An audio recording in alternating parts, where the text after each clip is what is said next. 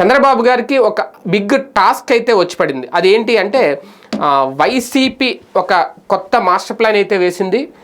ఓటును తమ వైపుకు తిప్పుకునే ప్రయత్నం చేయడంలో తాజాగా జగన్మోహన్ రెడ్డి గారు తీసుకున్న నిర్ణయం ఒక రకంగా ఎవరైతే అసంతృప్తులు ఉన్నారో తెలుగుదేశం పార్టీలో సీటు దక్కని వాళ్ళు, సీటు కోసం ఆశించి భంగపడ్డ వాళ్ళు, ఇటువంటి వాళ్ళందరినీ గ్యాదర్ చేస్తోంది.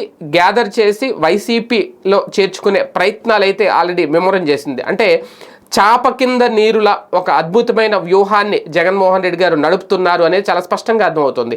అయితే ఇందులో భాగంగా ఉత్తరాంధ్రలో అలాగే విశాఖ నుంచి మొదలు పెట్టారంటే విశాఖ శ్రీకాకుళం నుంచి మొదలుపెట్టి ఇటు కోస్తా జిల్లాల్లో ప్రధానంగా దృష్టి సారించారు అనేది దాదాపుగా ఒక 20 నుంచి 30 మంది ఇప్పుడు వైసీపీకి మద్దతు ఇవ్వడానికి సిద్ధమవుతున్నారు. కీలక నేతలు తెలుగుదేశం పార్టీలో కానీ జనసేనలో కానీ సీటు దక్కక భంగపడిన వాళ్ళు, అలాగే ఇంకా ఆ పార్టీలో ఎమడలేని వాళ్ళు చాలామంది ఇప్పుడు వైసీపీ తరపున ప్రచారానికి సిద్ధమవుతున్నారు, మద్దతు తెలబోతున్నారు, రేపు మాపు అఫీషియల్గా జాయిన్ అవ్వబోతున్నారు అంటూ ఆ పార్టీ ఒక ప్రచారం అయితే చేస్తుంది. మరి అది ఎంతవరకు వాస్తవం చూడాలి.